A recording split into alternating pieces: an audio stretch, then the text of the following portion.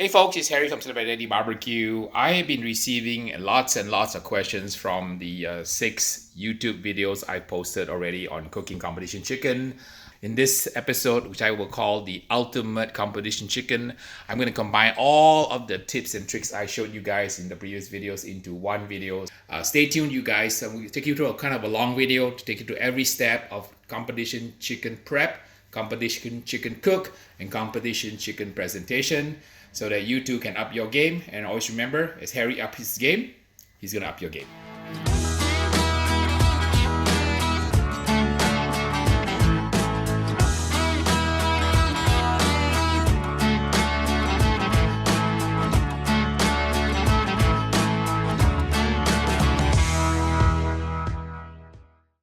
Alright, we got the tools we need to trim chicken. Got my chef knife, 6-inch boning knife, I got my scissors, and I've got my Foster Farms chicken from Costco. So we're ready to trim, ready to rock and roll. Taking the chicken out of the bag here, and one thing you never want to do is you never want to do this at the sink. This liquid here is called the purge. It's got a lot of pathogens, so I'll leave the link in the show more so that you can read the scientific article as to why you never wash chicken in the sink. As I'm taking out the pieces of chicken, I'm inspecting it, making sure that the pieces are good, and making sure that the skin is intact. I've unpacked the package of Foster's chicken thighs I bought from Costco, and as I lay it all out, there is about 17 pieces here. I'm gonna cook 9 pieces in a pan, and I'm gonna show you how I select them. So I kind of cull the ones that are not usable. This one is kind of have a broken skin, can't do that. This one is too small. This one a little bit too small in size. These are the good ones I have here. So I have about 15 here. So I'm gonna show you guys how we trim, and then we scrape, and then we jacquard. So here's the chicken. Make sure the chicken has no blemishes, skin is nice and clear, and no bumps, no scratches, no cuts, and no feathers sticking out. So what you do is gonna trim it to shape, make a little rectangle like so. This edge off.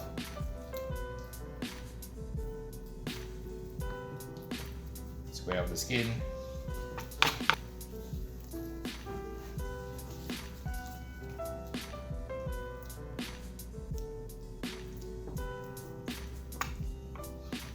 See this line here? We're gonna basically trim off the knuckle bone here. Stretch the skin back. The skin is nicely trimmed. The next thing you want to do now is scrape the skin. Spread it out.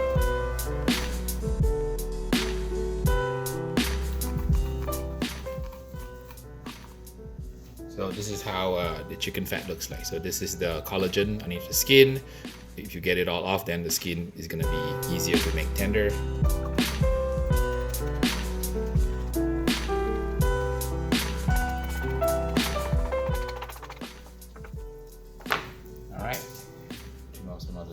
Fat here.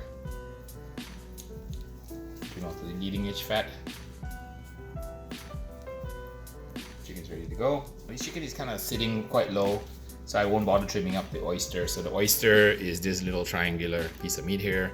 I'm not gonna try to pull the veins out, just take too much time, because I've never had a problem with the veins, but I showed you the technique of how to get, using a tool called a mosquito forceps. Go in here and get the vein out, drape the chicken skin back on like so.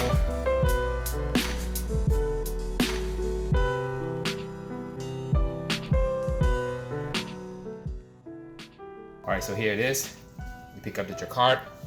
Jacquard is a tool that has spikes like this.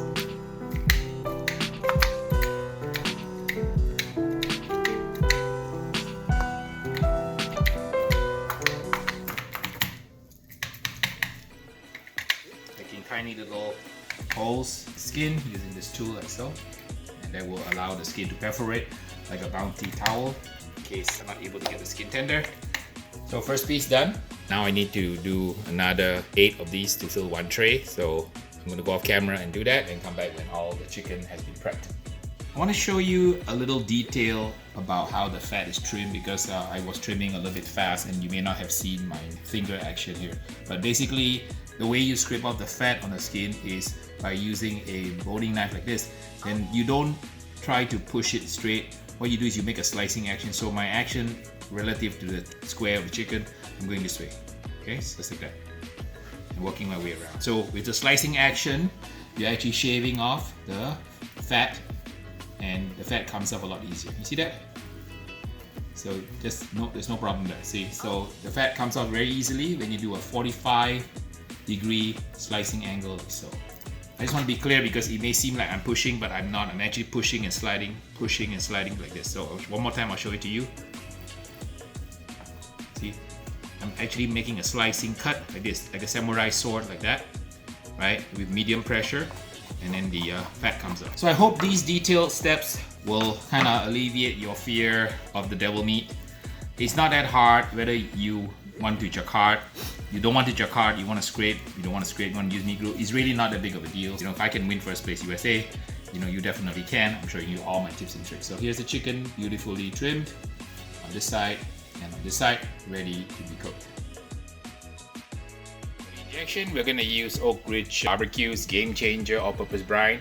If you saw my 6 brine shootout or 6 injection chicken soak shootout video, you'll know that the Oak Ridge finish right near the top. A change up in the paste, I'm gonna use some of that here. I'm gonna blend it together.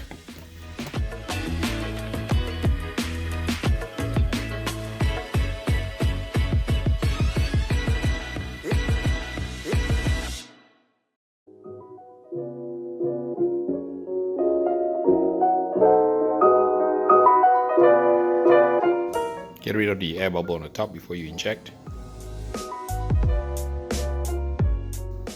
Maybe about 3 shots in there. You pull the needle as you come out.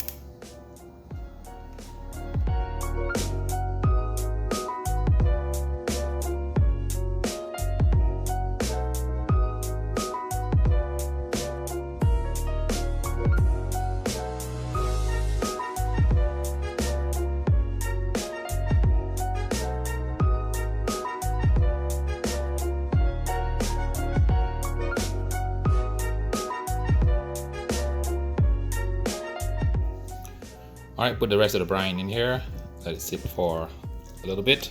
Depending on how strong you make the brine, the Oak Ridge has different recipes, so just follow the package instructions.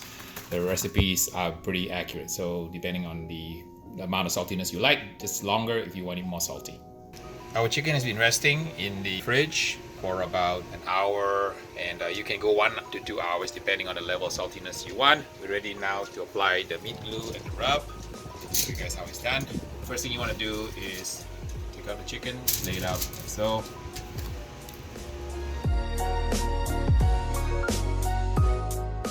Alright, you lay the chicken out and you let it drain a little bit so that the liquid drains off, and then we're going to take the skin off and then apply the meat glue. Alright, so now we have all the skin accounted for. I just like to match the skin before I start this process. I've been in situations where I try to put the skin back and then like the skin is either too small or missing, so you want to make sure there's no mistakes before you begin with the next step. We have the transglutamase here. I put it in the shaker so it's a lot easier to use. So it's just a nice gentle coat, looks like so. I usually shake higher, but the wind is blowing pretty strongly, so I just want to make sure that it doesn't fly everywhere. So the transglutamase or meat glue is heat activated. So once you put it on and you heat it up, you'll glue the skin to the meat. Alright, be careful to get the skin back on like so.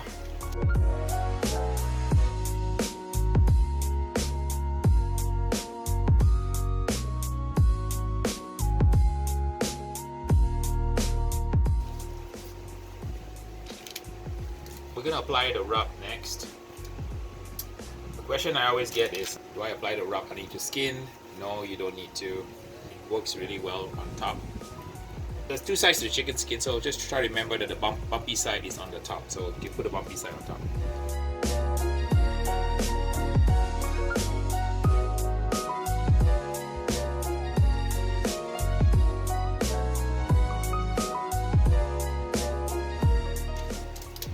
Alright, now the skin is nicely stretched. Flip it side, start seasoning on the back side. So we did essentially injection, which is a chicken soak, which is the wet brine.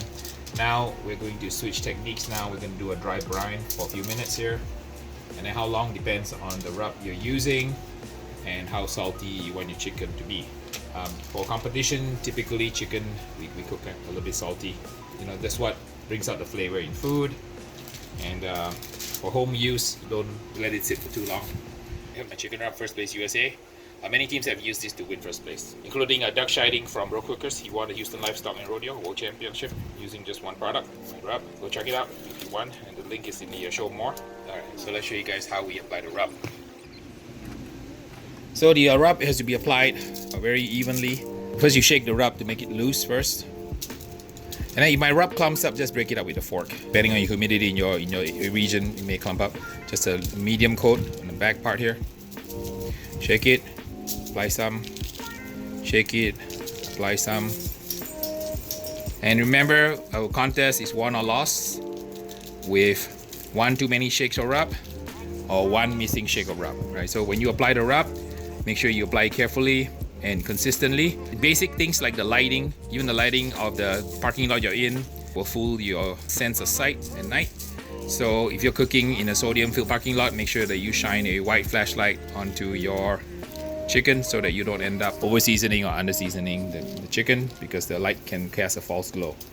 I used to have an orange tent, and I found out that the orange tent caused me problems because the orange glow on my tent sometimes cause me to over season or under season my chicken. So there you go.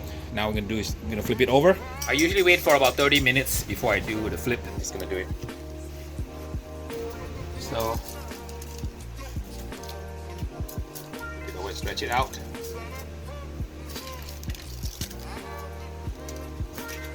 In the contest, I'll do about maybe 16 thighs or 18. So 9 in the tray or 8 in the tray, kind of depending on my mood here. So since this is a test cook, I'm just going to do a standard pan, which is 1 pan of 9. Alright, so if we stretched out the chicken, now we're ready to apply the rub. And here's where it's very important to apply it nice and even. Go high up here. Don't overdo it. Remember, Harry said less is more, so you don't want to overdo it.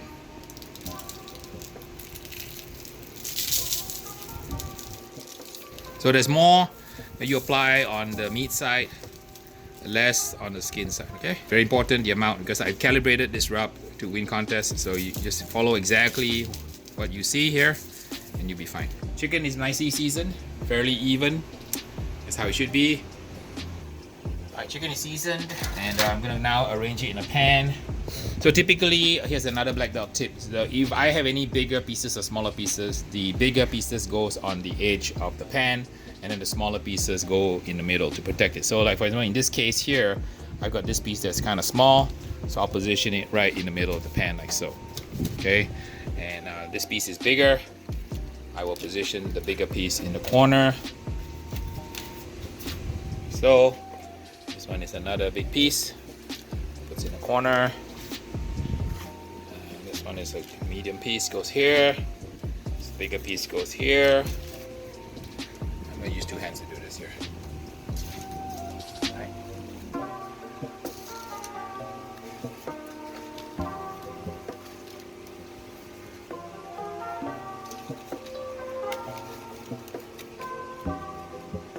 Try not to mess up the skin.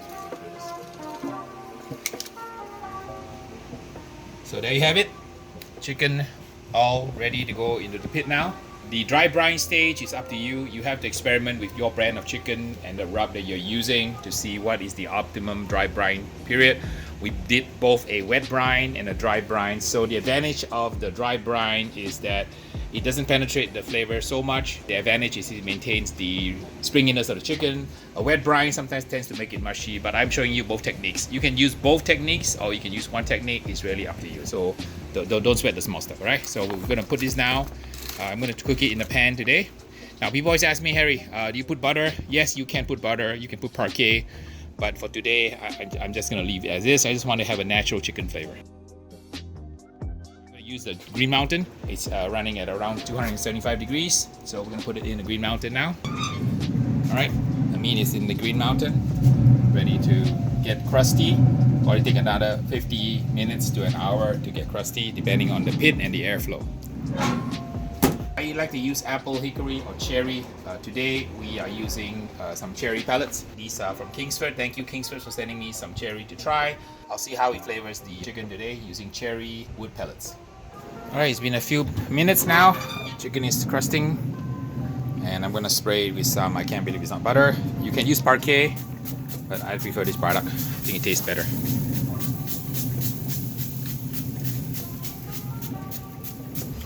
It's been a few minutes and the crust is setting. Take the temperature here. 49, 65, 170. Okay, so the crust is set and I spritz it with some butter flavor spray.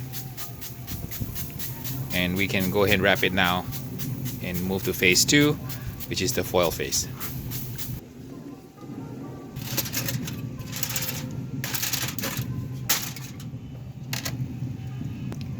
200 degrees.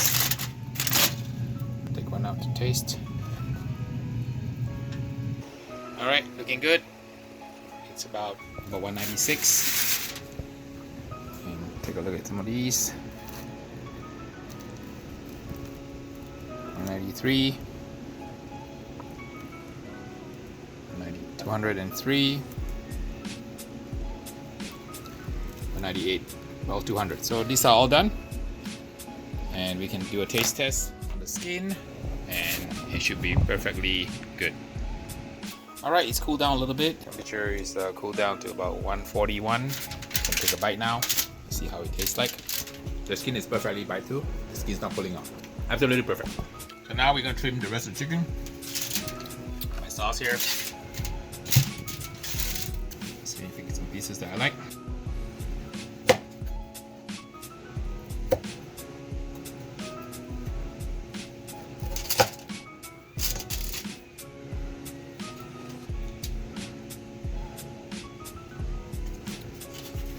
The idea is that when you trim it at the end, you only need to trim 6 pieces, so it's heck a lot easier than trying to perfectly trim the whole batch of chicken thighs. I'll just save it until the end. Let's see here, I like this one. So this is where you kind of play Jenga, and some pieces are a little bit irregular, so you just need to trim yourself to get 6 pieces.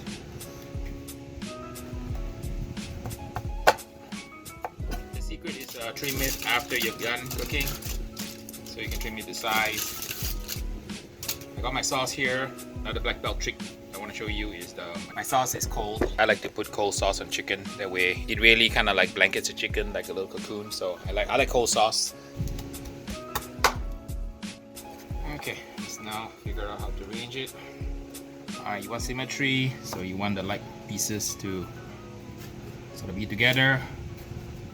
And then do any final trimming you need to do.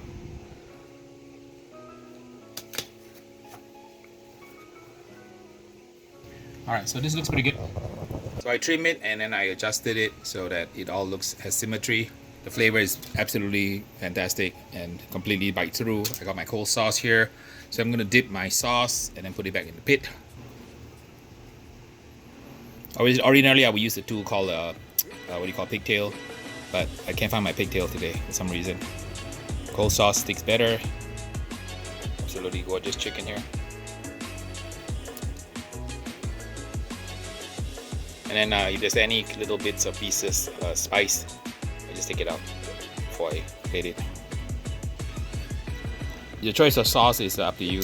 I'm editing my video of my shootout of 15 pureed barbecue sauces on the comp circuit that I did. I had 4 master judges eat it, and we're going to show you guys the results of that video shortly. Hopefully that video comes out soon. I'm getting rid of some of the doodads here. I don't like any of this little stuff floating around. Alright, so that's good enough for a practice run here in my backyard.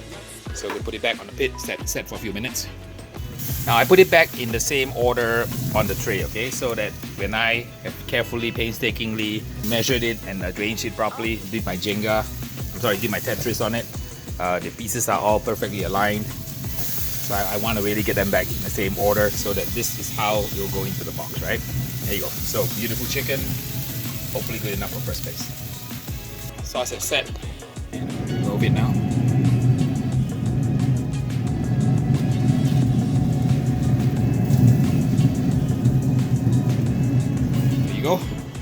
chicken ready. Absolutely gorgeous. Beautiful sheen, beautiful shine. I'll let it rest for a minute and then do a taste test. Alright, so I have some Slap Your Daddy chicken rub here, and I ground it in a spice grinder, a coffee grinder. So I'm gonna just apply a final finishing touch on it, like so. Just a final touch of flavor, and then a little bit of pop at the end with some cayenne to let the flavors pop in the judge's mouth. Just a little bit, okay, not too much. So shake it here first, get the hang of it, and do this very carefully, okay? So do not apply too much. And then the last trick is some spray water.